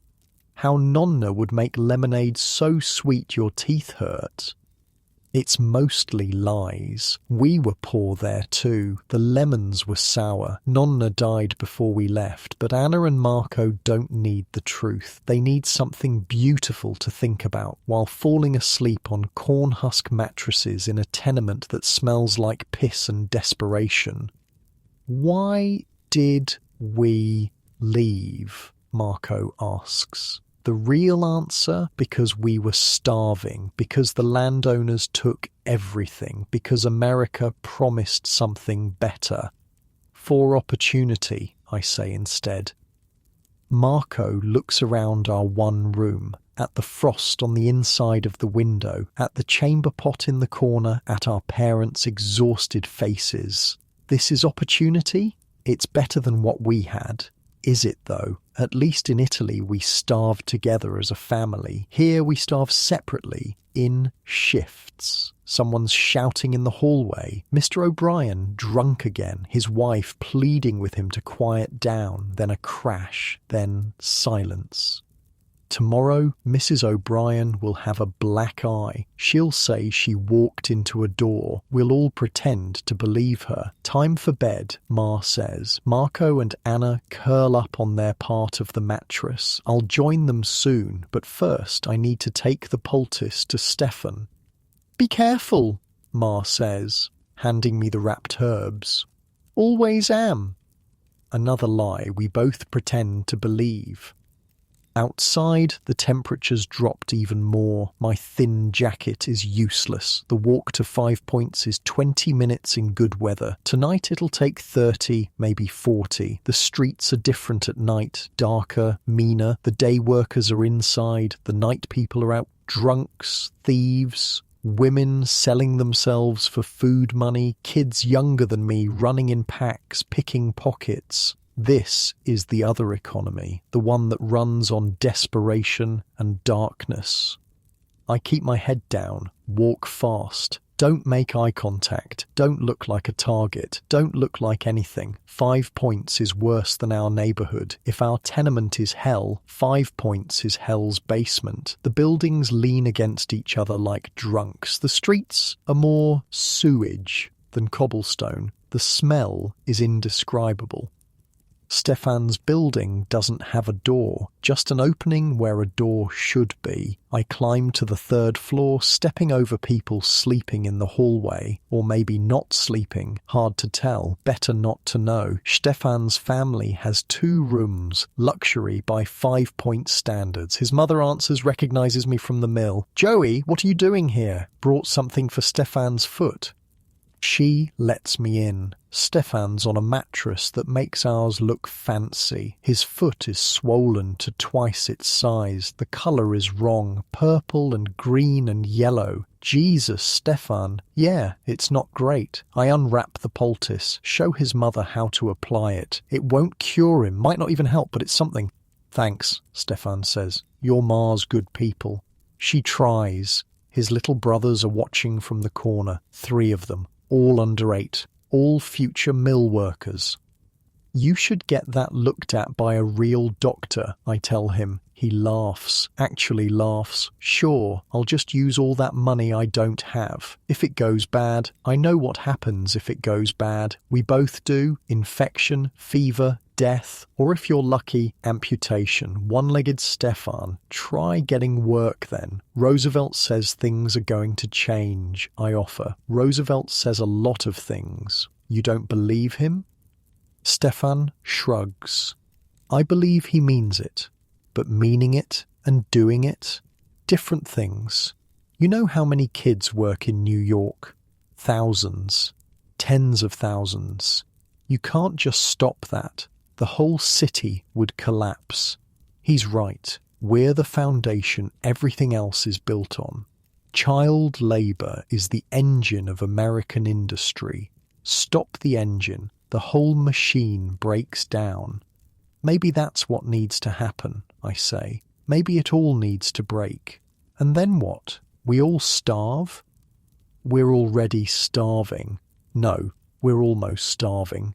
There's a difference. His mother brings over some bread, hard as rocks, but she's offering it to me. Guest rules, even in 5 points, especially in 5 points, you share what you have. I take a small piece, pretend to eat it, palm it for later, for Anna. You better go, Stefan says. Gets worse here after 9. It's already worse. I can hear fighting somewhere, breaking glass, a woman screaming. See you tomorrow, I say. If I can walk, you'll walk. Yeah? Yeah, you're too stupid to stay down. He smiles. Get out of here, Giuseppe. The walk home is faster, partly because I know Stefan's family is a little better off with the poultice, partly because 5 points at night makes you walk fast, or not at all.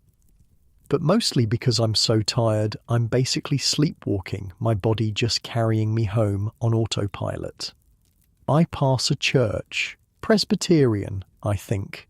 There's light inside, warmth. For a second, I think about going in, just sitting in a warm place for 5 minutes. But Catholics don't go into Protestant churches, not if they want to avoid trouble, and we've all got enough trouble already. Back on Orchard Street, things are quieter. Most people are asleep, getting ready for tomorrow's shift, the endless cycle. Our building is dark except for one window, 3rd floor. Mrs. Goldstein is up with her sick baby, the one with the cough that sounds wet. That baby's not going to make it. We all know it. She probably knows it. But she keeps trying, singing to it, rocking it, fighting death with lullabies. Up the stairs, 4th floor, our door. Inside, everyone's asleep. Ma left the lamp burning low for me. I blow it out. Don't need it. Know every inch of this room by feel. I take off my boots. My socks are more holes than fabric. My feet are white and wrinkled, like I've been in water all day, except it's sweat. 13 hours of sweat. The corn husk mattress crackles as I lie down. Marco shifts in his sleep, stealing the thin blanket. Anna murmurs something about lemons. I stare at the ceiling. Can't see it in the dark, but I know every crack, every water stain, every place where the plaster is falling off. In 5 hours, the whistle will blow.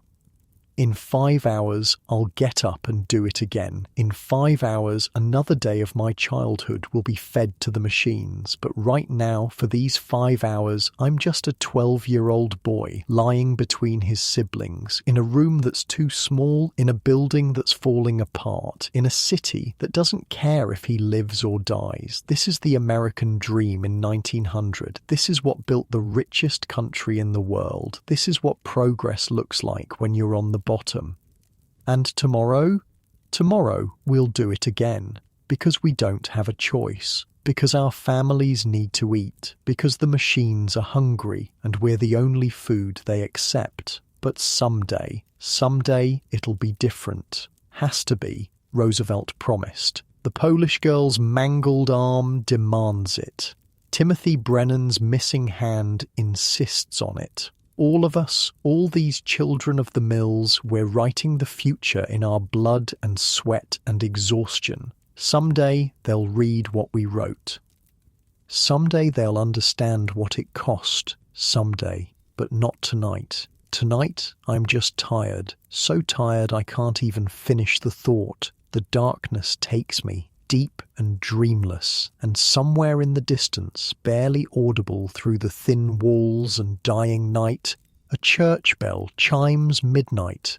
5 hours until the whistle. 5 hours until tomorrow. 5 hours of peace. The whistle. That goddamn whistle. 5 o'clock. Again.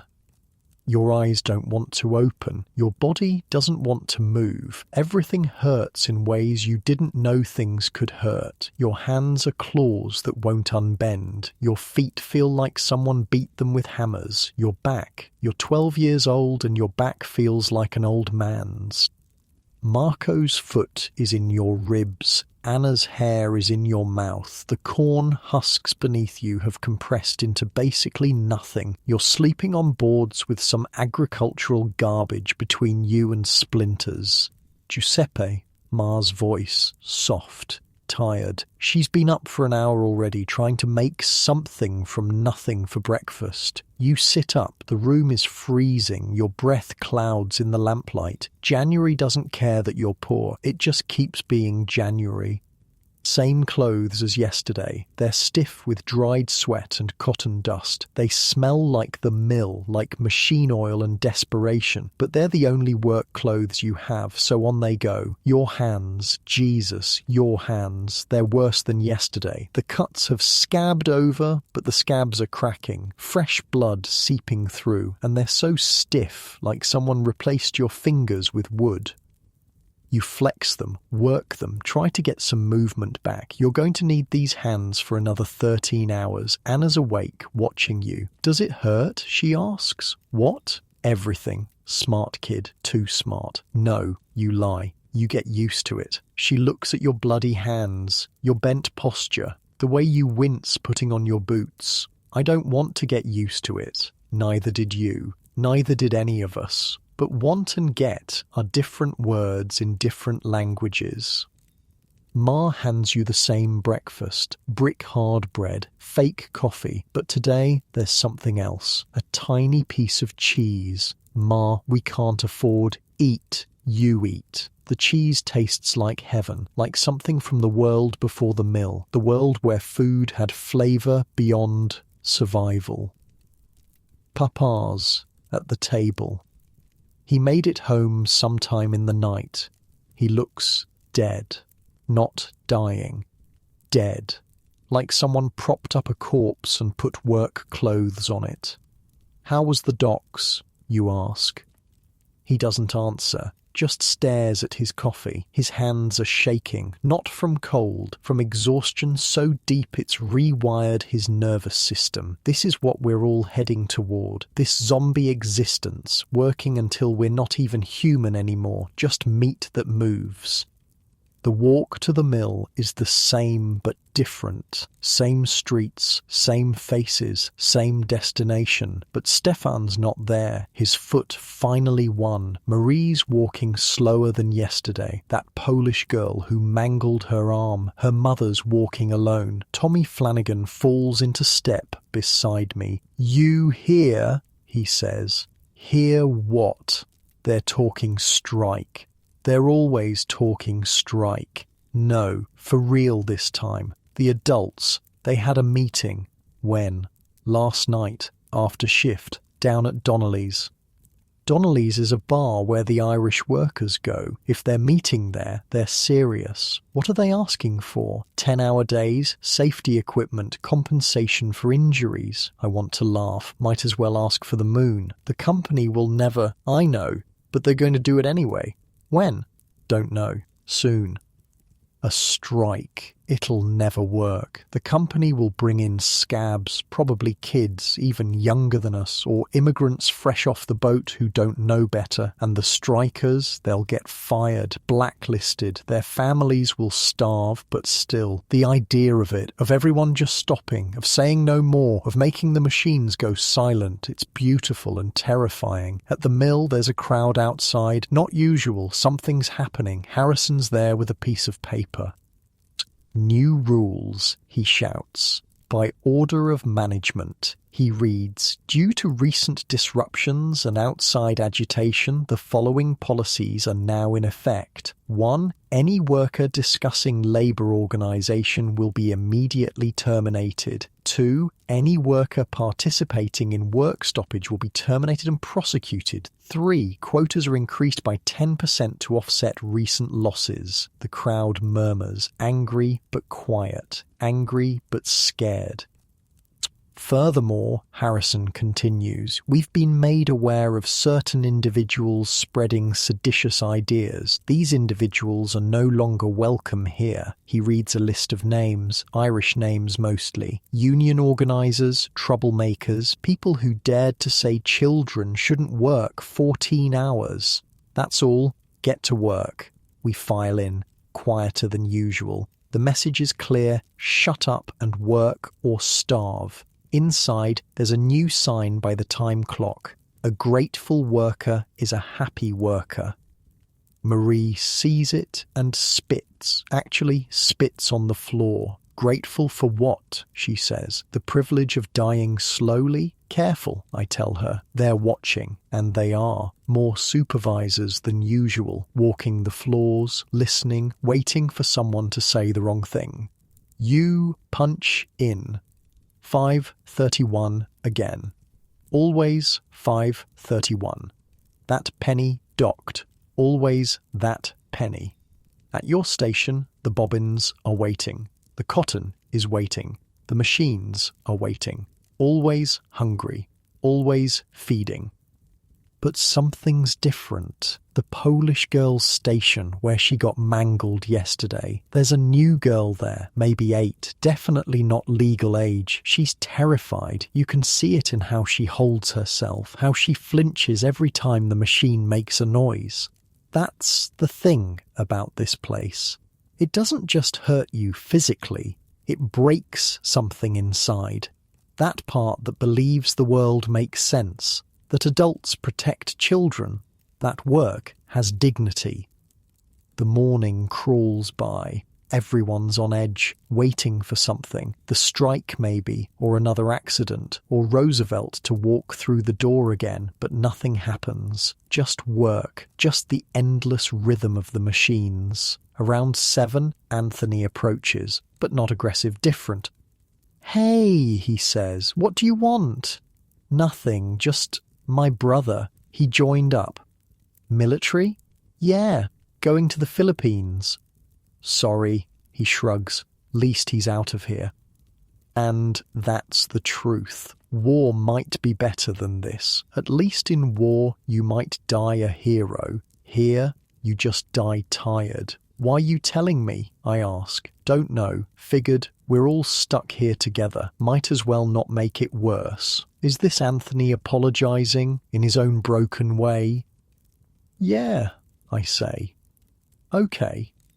He nods and goes back to his station. We're not friends, never will be, but we're not enemies either. We're just 2 kids trying to survive the same machine. 8 o'clock. Marie collapses. Not almost. Actually collapses. Hits the floor hard. Everything stops. Even Kowalski hesitates. She's conscious but can't get up. The blood loss from yesterday, the exhaustion, the lack of food, it all caught up. 2 women help her to her feet. She's crying. Not from pain. From shame. From the knowledge that she can't work means she might get fired. "I'm okay," she keeps saying. "I'm okay." But she's not. We all see it.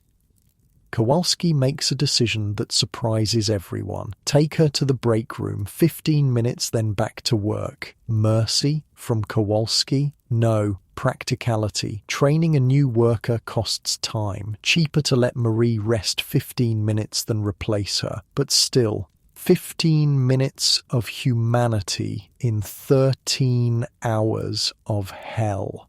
I catch her eye as they help her away. Try to tell her without words that it's okay, that nobody thinks less of her, that we all break eventually.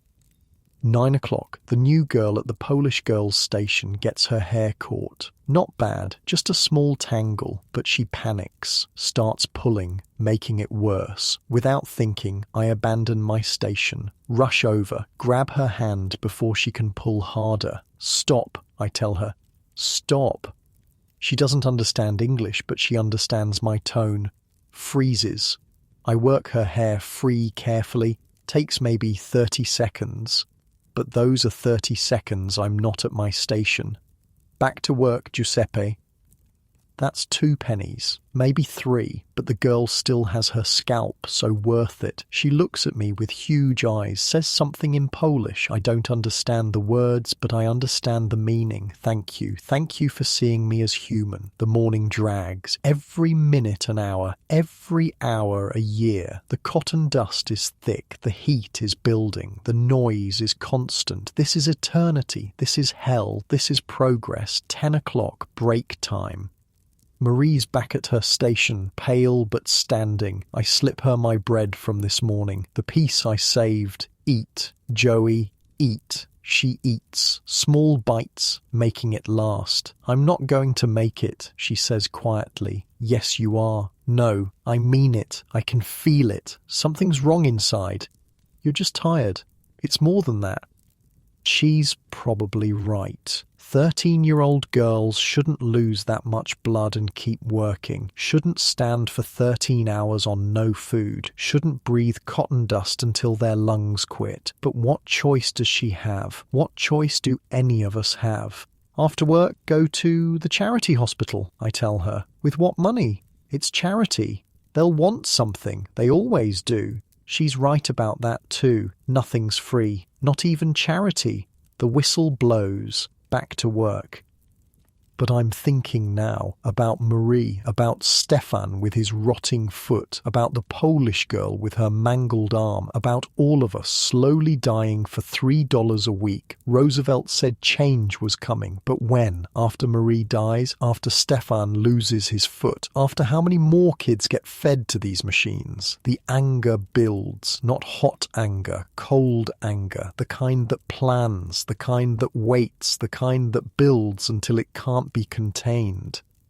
Maybe that's what the adults feel. Maybe that's why they're planning a strike. Maybe they've finally had enough. Maybe we all have. 11 o'clock, someone singing, not Marie, one of the older women, Irish song, slow and sad. Others join in quietly, under the machine noise. The supervisors don't stop it. Maybe they don't hear it. Maybe they don't care. But we hear it. All of us kids, and for a minute, just a minute, we're not alone. We're not just individual cogs in the machine. We're people, together, suffering together, but together. The song ends, the machines continue, but something lingers, some feeling that maybe, just maybe we're stronger than they think. The noon whistle blows. 20 minutes to remember we're human. Outside, the cold feels good, clean, real. Groups gather, whispered conversations, the word spreads. Tomorrow. The strike is tomorrow. You going to join? Tommy asks me. I'm 12. Nobody cares what I do. They care if you work or don't work. He's right. Every hand counts, even 12-year-old hands. My family needs the money, I say. All our families need the money. That's why we're here. And if we strike and get fired, then what? Then maybe things change. Or maybe we starve. We're already starving, Joey, just slowly. He walks away, leaves me with that thought. The afternoon shift starts, same as always, but there's electricity in the air. Everyone knows about tomorrow. Everyone's making the same calculation. Work and live poorly, or strike and maybe die. Some choice. But maybe that's the point. Maybe when all your choices are bad, you pick the one that at least fights back. The machines roar on, fed by our exhaustion, our blood, our childhood. But tomorrow? Tomorrow might be different. Tomorrow the machines might go hungry. Tomorrow we might matter. 1 o'clock back at the machines, but nobody's really working. Everyone's going through the motions, but our minds are on tomorrow. The strike. Marie's getting worse. I can see it in how she moves. Like she's underwater. Like every motion takes enormous effort. You should go home, I tell her. And eat what? Pay rent with what? Always the same answer, always the same trap. The new Polish girl, the one whose hair I freed, she keeps looking at me, finally works up courage to approach, hands me something wrapped in cloth. It's bread, with actual butter on it. I try to give it back. She pushes it toward me, points at herself, then at her hair, then at me. Thank you, she's saying. Thank you for being human. I split it with Marie. We eat it fast before anyone sees, before anyone can take it away. The butter is like a memory of better times, times that maybe never existed, but we imagine they did. My mother used to make butter, Marie says, back in Ireland, before the landlords took our cow. What happened? What always happens? We left or we died. So we left. And came here. Yeah. Traded one kind of dying for another. 2 o'clock. Harrison's making rounds. He looks nervous. He knows about tomorrow. They all know. He stops at each station longer than usual. Looking for what? Signs of rebellion? Union pamphlets? Kids who might cause trouble? He stops at mine. Giuseppe. Sir. You've been here, 2 years? Yes, sir. Good worker. Steady. Reliable. Where's this going? The company values workers like you, workers who understand their place, who don't cause trouble. Sir? Tomorrow, we expect you here, on time, working. Yes, sir. Good, because workers who don't show up tomorrow, they don't show up ever again. Understand? Yes, sir. He moves on. The threat clear. Work tomorrow or never work again. Not just here, anywhere. They have lists. Blacklists. Your name goes on, you never work in New York again. But what kind of life is this anyway? What are we protecting by working? The right to slowly die in a factory instead of quickly die in the street?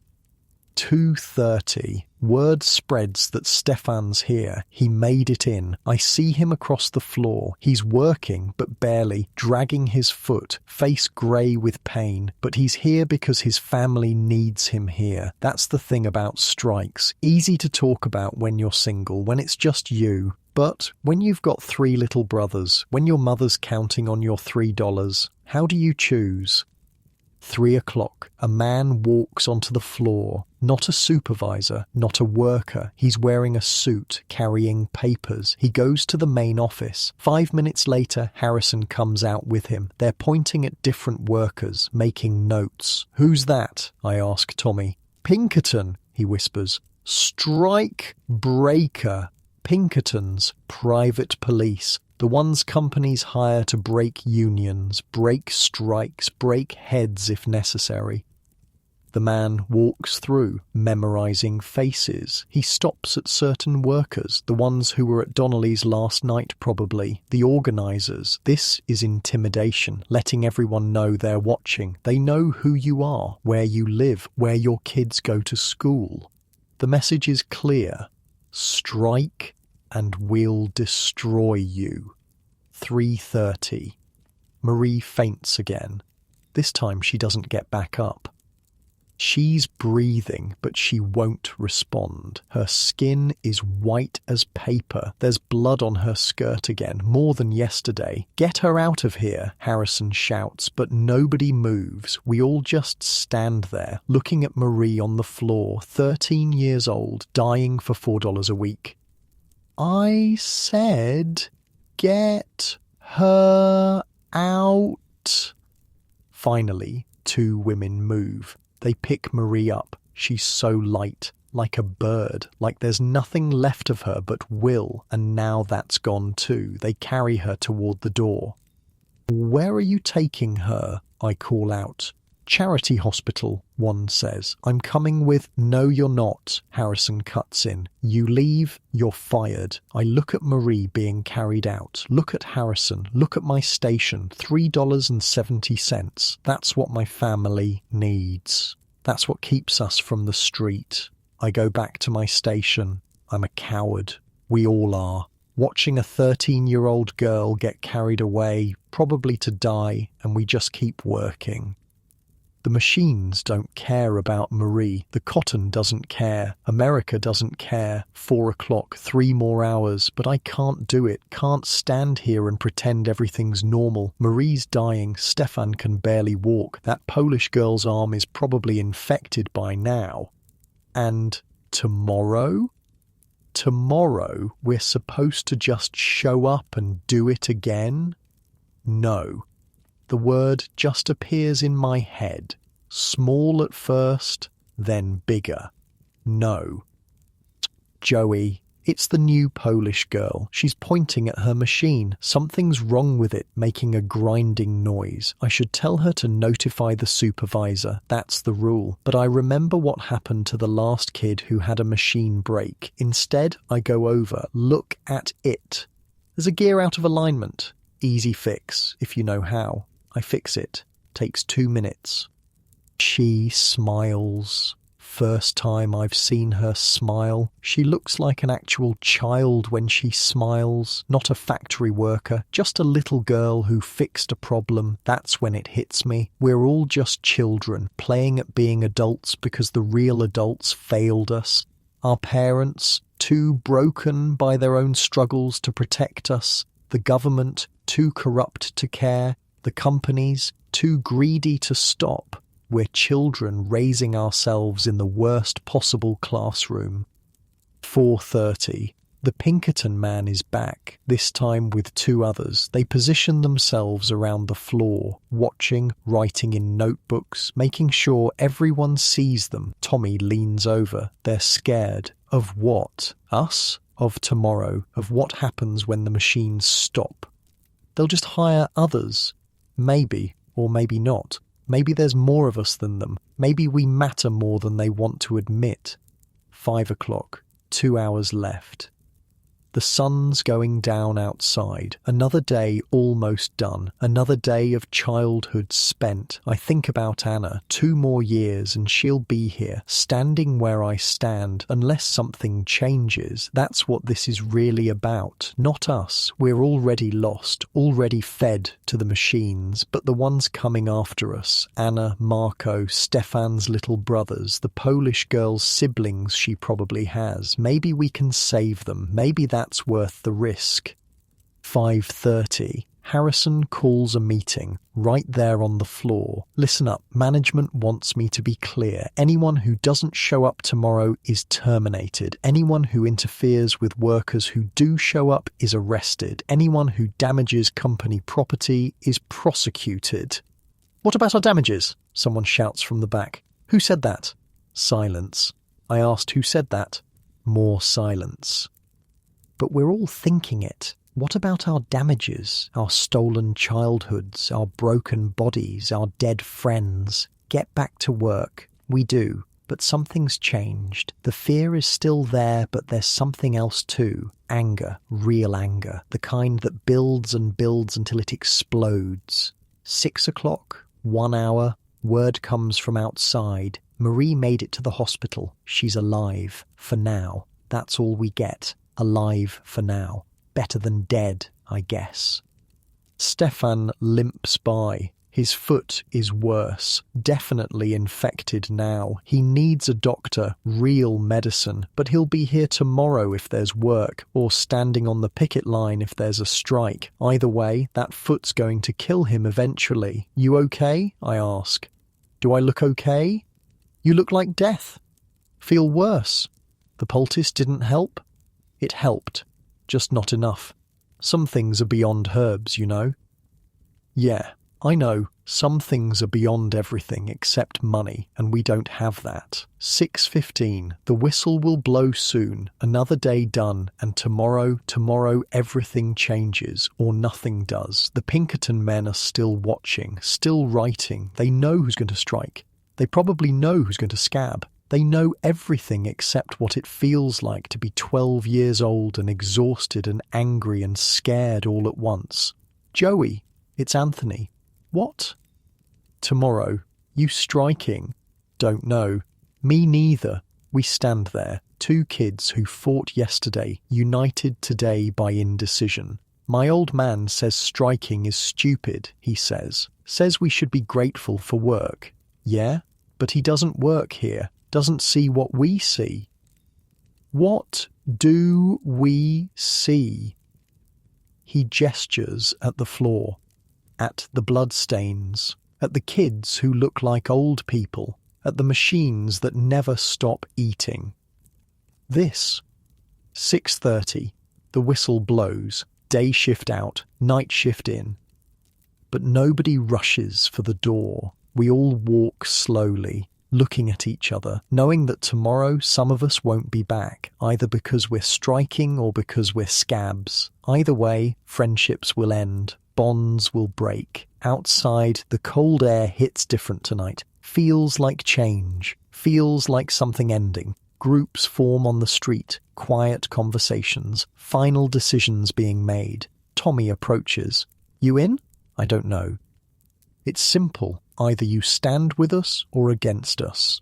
It's not simple. I've got family. We all do. Then you know why it's not simple. He looks at me, really looks at me. You're right. It's not simple, but sometimes the complicated choice is still the right choice. He walks away, joins a group of older workers, Irish mostly, the ones with the most to lose and the least left to lose it. I start walking home, alone for once. No Stefan, no Marie, just me and my thoughts and the weight of tomorrow. The streets are busy, night workers heading in, day workers heading home. The eternal exchange. I pass the newsboy. Roosevelt condemns child labour, he's shouting. Demands congressional action, congressional action. That's rich. By the time Congress acts, I'll be an old man if I live that long. At my building, I stop. Look up at our window. The lamp is lit. Ma's waiting, always waiting. Inside, climbing the stairs, I make my decision. Not for me, not even for my family, for Anna. For every Anna who deserves better than 13 hours in a textile mill. I'm striking tomorrow. Inside our apartment, the scene is the same as always. Ma cooking, Papa exhausted. Marco and Anna doing whatever children do when they still get to be children. How was work? Ma asks. Marie's in the hospital. Ma stops stirring. What happened? She collapsed, lost too much blood. Ma crosses herself, whispers a prayer. There's going to be a strike, I say. Tomorrow. Papa looks up. First time he's really looked at me in days. You're not joining, he says. Papa, you're not joining. We need the money. We need things to change. Change doesn't feed your sister. Anna's watching us, taking it all in, learning that sometimes adults disagree, sometimes there's no good answer. If I don't strike, I say slowly, Anna will be in that mill in 2 years, maybe less. And if you do strike, she'll be in the poorhouse next week. He's right. They're both right. That's the trap. Every choice leads to suffering, just different kinds. We eat dinner in silence. The soup's thinner than usual, the bread's harder, but it's food, and we're together, and tomorrow that might not be true. After dinner, I sit with Anna and Marco, tell them stories about Italy, about lemon trees and warm sun and grandmothers who lived past 40. Will we ever go back? Anna asks. No. Will things get better here? I want to lie. Want to tell her yes, absolutely. America is the land of opportunity and dreams come true. I don't know, I say instead. Maybe, if we fight for it. Fighting is bad, Marco says. Sometimes, but sometimes not fighting is worse. They don't understand. They're too young, but someday they will. Someday they'll have their own impossible choices to make. Later, lying on our corn husk mattress, I stare at the ceiling. Tomorrow, I'm going to stand outside that mill and refuse to work. Tomorrow, I'm going to risk everything for the possibility of something better. Am I brave or stupid? Maybe both. Maybe they're the same thing when you're 12 and angry and tired of watching your friends die. The church bells chime midnight. In 5 hours, the whistle will blow, but I won't answer it. Not tomorrow. Tomorrow, the machines will be hungry, and I won't feed them. Tomorrow, I'll stand with Tommy and Stefan and all the others who've had enough. Tomorrow, we'll find out if we matter. And if we don't, if they break us, if we all end up blacklisted and starving, then at least we tried. At least we said no. At least we were human for one day instead of machines. That's got to count for something. The darkness is soft now, gentle, not like the harsh dark of morning. This is the darkness of rest, of peace, of finally stopping. I close my eyes. Tomorrow will come soon enough. Tomorrow with its choices and consequences and possibilities. But tonight I'm just a 12-year-old boy, tired, scared, hopeful. Tonight I sleep, and in your bed, in your time, you sleep too, safe, warm, protected by laws written in the blood of children like me. You're welcome. Sweet dreams.